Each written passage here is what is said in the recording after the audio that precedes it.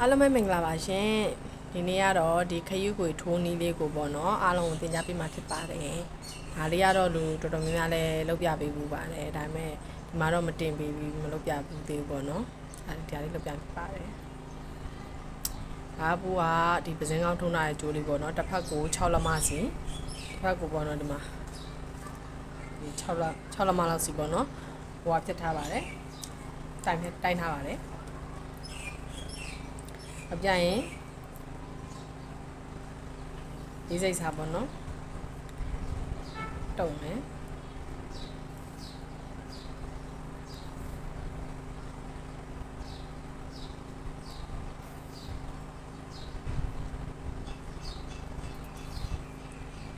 6လမှရှင်းနေဖြတ်မယ်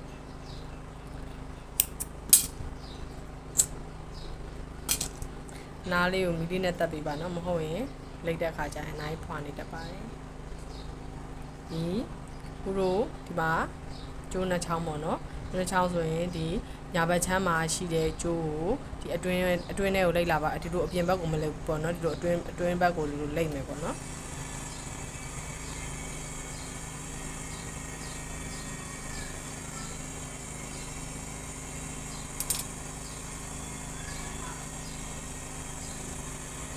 အဲ့လိုလိမ့်လာတဲ့အခါကျရင်လိမ့်နဲ့ဒီပစင်းကောင်းနဲ့ဒီတက်တဲ့ဖြစ်တဲ့အထီးပေါ့နော်ဒီဘက်အချမ်းကိုလည်းကျိုးကိုလည်းလိမ့်လာပါမယ်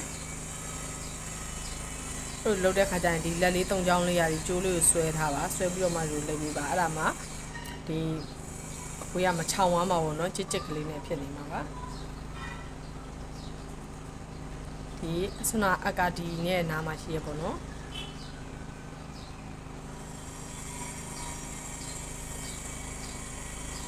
ဒီကနေဒီဘက်ကိုဒိုးပေါက်ထိုးမယ်နော်ပြီးသွားရင်ဒီအထူရိုင်းနေရာကနေပဲ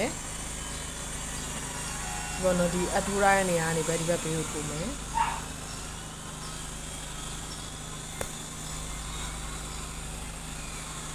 ဘက်ဘေးကနေဒီဘက်ဘေးကိုတန်းထိုးမယ်ဒီဘက်ဘေးကနေပြီးတော့ဒီပစင်းကောင်းရဲ့ဒီဘက်အချမ်းကိုထိုးမယ်တော့ပြီးရင်ဒီဘေးကနေပြီးတော့ဒီဘက်အနောက်မလားဘက်ကိုပြန်ထိုးမယ်ပေါ့နော်အဲဆိုရင်အခွေလေးရသွားတော့ဟာပြီနောက်ကြရင်ဒီဘက်6လက်မဖြတ်ထားတဲ့ဟာကိုနောက်တော့4လက်မလောက်ပြန်ဖြတ်လိုက်မယ်ဒီအပေါ်အသေးအခွေလေးတော့နော်4လက်မဖြတ်မယ်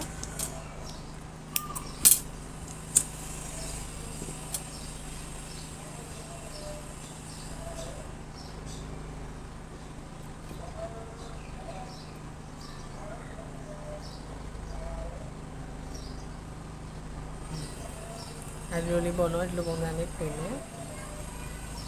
ဒီပစင်းကောင်းနဲ့ဒီတက်တဲ့ပေါ့နော်ဒီတက်တဲ့ဖြစ်အောင်ထားမယ်ပြီးရင်ဒီဘက်အနောက်မှာ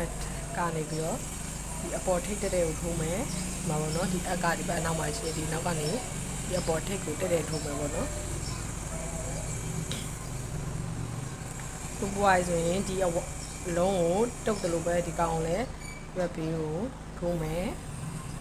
ပြီးရင်ဒီကနေပြီးတော့ဒီအရှိဘက်ဘေးတဲ့ထိုးမယ်ဒီဝါးရေးဆိုရင်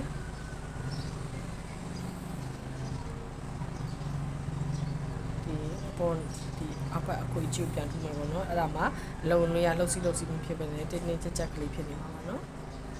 အဲ့ဆိုရင်ဒီခွေးလေးကပြီးသွားပါပြီအားလေးကတော့